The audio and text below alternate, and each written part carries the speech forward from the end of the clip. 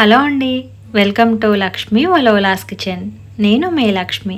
ఈరోజు వీడియోలో మా ఇంట్లో అందరి ఫేవరెట్ అయిన బటర్ చికెన్ కర్రీని ఎలా ప్రిపేర్ చేసుకోవాలో చూపిస్తున్నాను. ఈ కర్రీ ఏంటంటే గ్రేవీ చాలా థిక్గా ఉండి క్రీమీగా ఉంటుందన్నమాట. అది పుల్కా, రోటీ, రైస్ దేంట్లోకైనా కూడా చాలా బాగుంటుంది. అండ్ చేయడం కూడా చాలా ఈజీ. ఒక్కసారి ట్రై చేశారంటే ప్రతిసారి కూడా ఇలానే చేసుకుంటారు, అంత బాగుంటుంది. ఎలా చేయాలో చూసే ముందుగా అయితే ఒకసారి వీడియోకి లైక్ చేసేయండి.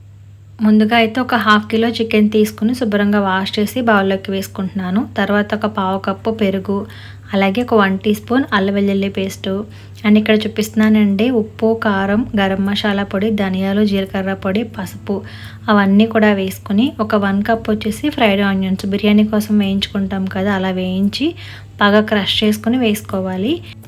ఇప్పుడు ఇవన్నీ కూడా చికెన్లో బాగా కలిసేలాగా కలుపుకోవాలి. ఫ్రైడ్ ఆనియన్స్ ఏంటంటే బాగా స్మాష్ చేసుకుంటూ కలుపుకుంటే బాగుంటుంది. ఇలా కలిపి ఒక 10 నిమిషాలు పక్కన పెట్టేసుకోవాలి.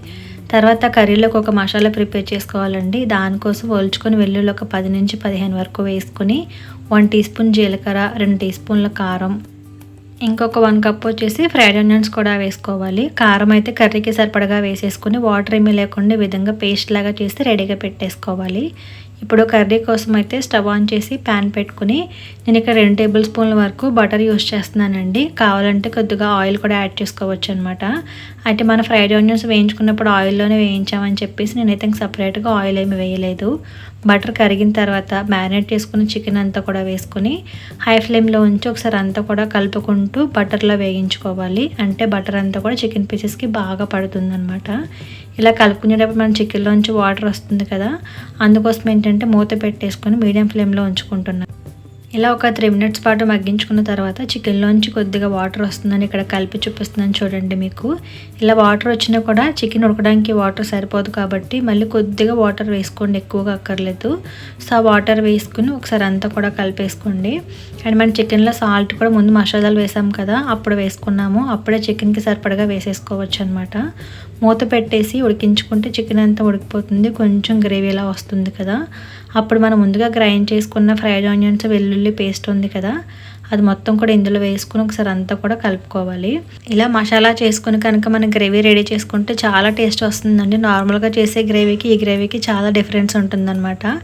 అంతా కలుపుకొని వేయించుకున్న తర్వాత కొద్దిగా వాటర్ అయితే యాడ్ చేసుకోవాలి. మనకి గ్రేవీ ఎంతలా కావాలనుకుంటున్నామో అంతవరకు అయితే వాటర్ వేసుకుని కలుపుకొని మళ్ళీ మీడియం ఫ్లేమ్లో ఉంచుకుని దీన్ని ఉడికించుకోవాలి. మూత పెట్టి ఉడికించుకుంటే 3-4 నిమిషాలకి నీళ్ళన్నీ కూడా ఎగిరిపోయి కర్రీ కొంచెం దగ్గర పడుతుందండి.